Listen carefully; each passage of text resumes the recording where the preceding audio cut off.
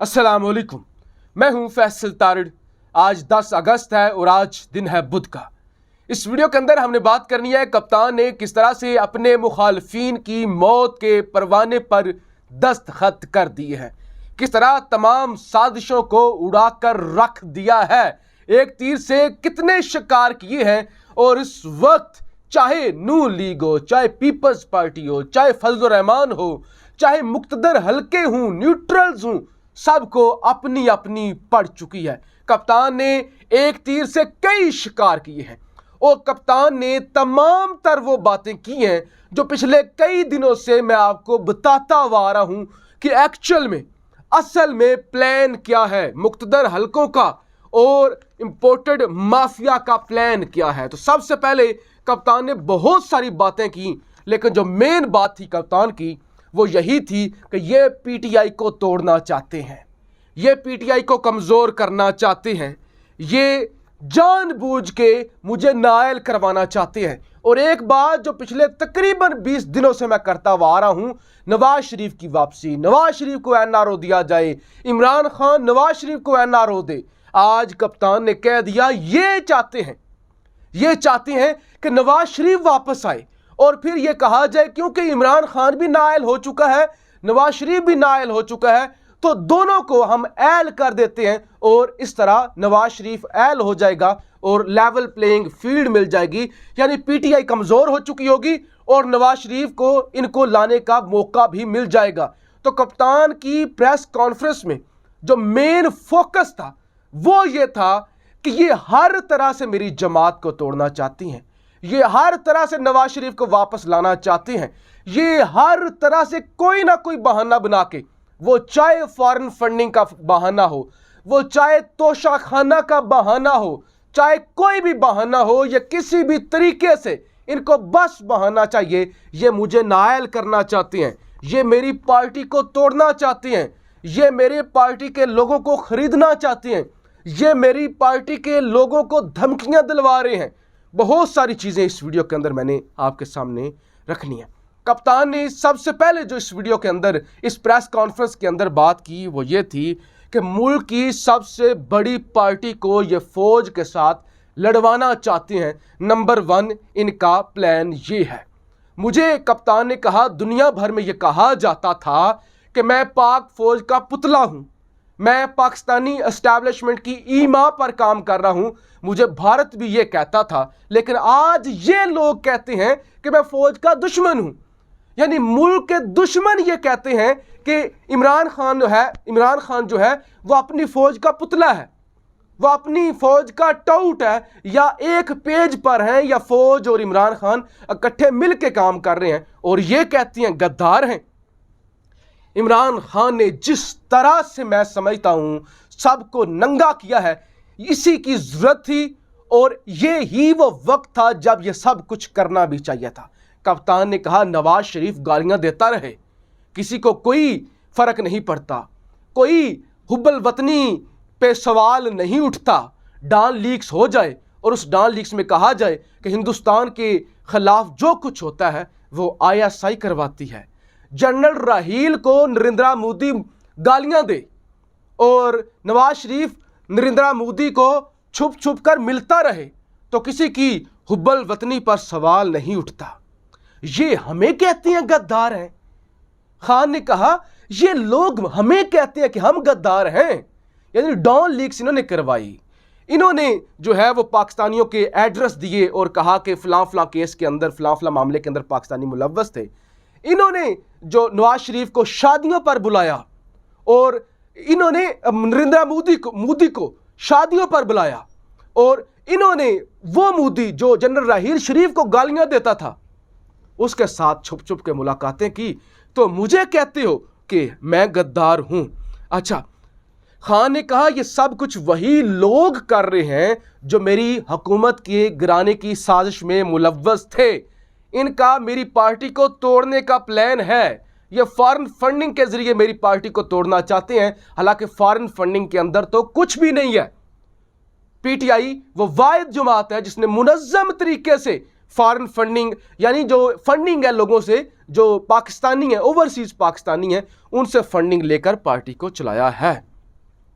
अच्छा, इसके अलावा ये कहते हैं कि ये हर सूरत चाहते हैं कि इसको हरा नहीं सकते, इसको हरा नहीं सकते तो इसकी पार्टी को फारग कर दो।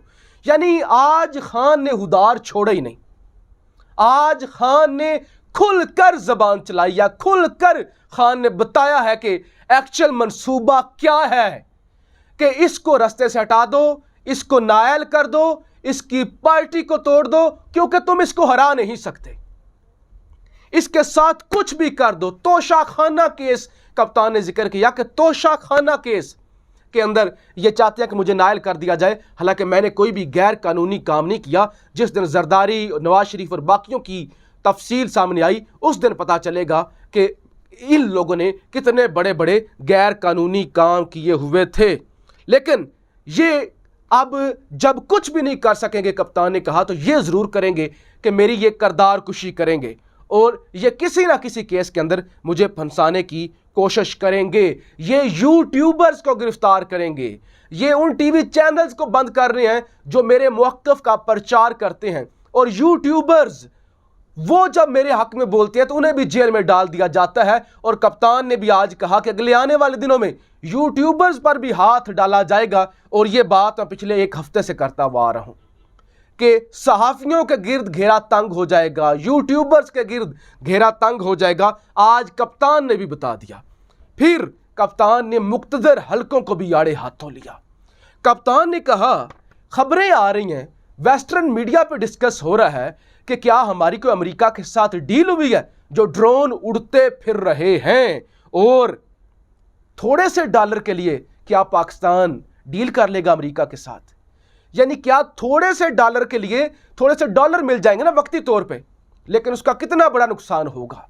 अगर कप्तान ने कहा, अगर तो ऐसा हो रहा है कि अमेरिका को हमने अड्डे दे दिए हैं और अमेरिका के ड्रोन यहां से फ्लाई करते हैं, और काबुल के अंदर पहले भी उन्होंने अमन अल जवारी के खिलाफ कार्रवाई की, अगर तो यह सच है और हम थोड़े से डॉलरों की लालच में आ चुके हैं, तो फिर हमने तबाही को गले लगा लिया है। ऐसा मत करें, थोड़े से डॉलरों के लिए मुल्क को तबाह मत करें।